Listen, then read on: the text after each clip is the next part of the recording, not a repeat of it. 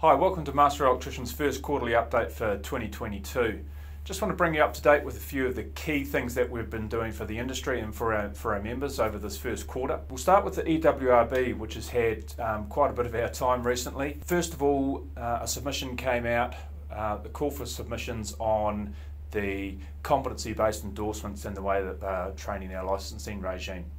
Now, generally, Master Electricians is very keen to support almost all of what was in that submission. There is a little issue with the fact that supervision will only be able to be done by a qualified person until after 2 years of post-license achievement. So we feel that this may actually impact the ability for employers to train. We're looking for some more input from our members just on how this may affect you and your business, so we can take this back to the EWRB. Another big thing that's been going on with the EWRB is the licensing performance and how quick or slow licenses have been coming through to all of the industry. We've had some very robust conversations with the EWRB around this, and they have admitted to their underperformance in the licensing area. Considering that licensing is a key part of what the Electrical Workers Registration Board do, they have taken a lot of steps to correct the situation at the moment, and licenses are starting to come through a little bit quicker. There's still a lot more work to do on this, so once again, let us know if you're having licensing delays, and we'll continue to push the EWRB for a better service offering to the industry. We've had some good engagement with ministers. First of all, Poto Williams, the Minister for Building and Construction. We've been talking to her about, particularly about training. The biggest constraint, apart from product for the building industry, is licensed and qualified people working in the industry. The Minister agrees that this is a big issue, and we feel that training is a key part of how we can grow our industry for the long term. Immigration was the other side of this conversation, and there is the perception that flooding the market with semi-skilled labour will actually kill training in all trades.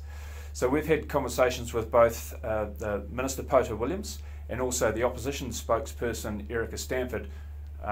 She is the opposition spokesperson for immigration, on how we can actually have immigration support training in New Zealand. We've come up with an 80-20 split to offer it up for a suggestion.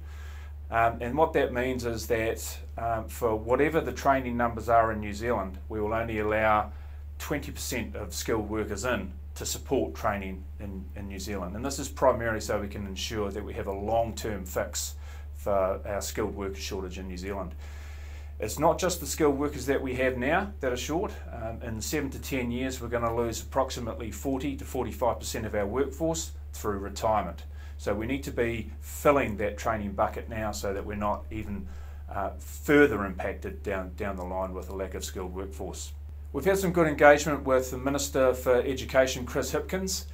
He's critical around the boost in apprenticeship numbers, primarily because the Minister for Education has supported the subsidising of employers to train. Now, since this subsidy has been in place, and unfortunately it's due to end at the end of this year, but since this subsidy has been in place, we've had an increase of nearly double, not quite, but nearly double of the amount of trainees in the wider trades training. For electrical, we've had about a 35% increase in trainees, but not only that, we've had more employers training, which is a key factor for increasing training.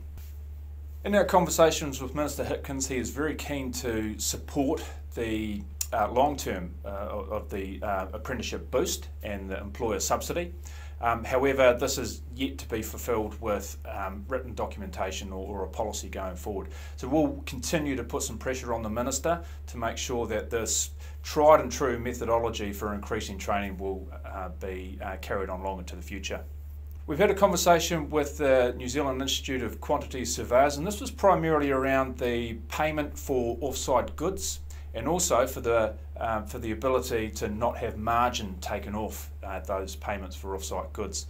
Now, it's not part of the IQS's policy to not pay for offsite goods, so I'd again be very keen for anyone to get back to me with information if there has been pushback on why payment for offsite goods may not be happening, and particularly why margin would even be taken off those payments for offsite goods.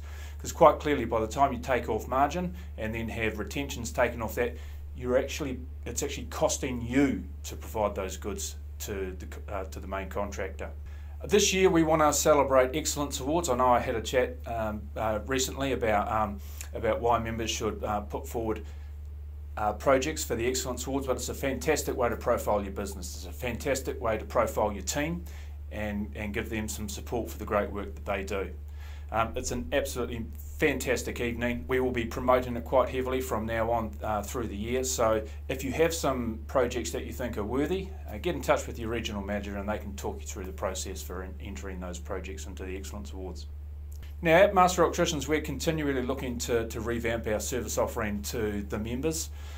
We'd really like to push some service offerings to help you be better in business and have an easier run through your business week. We're looking at increasing our legal support for contracts and tenders. We're looking to increase our HR and also our health and safety offering to our members.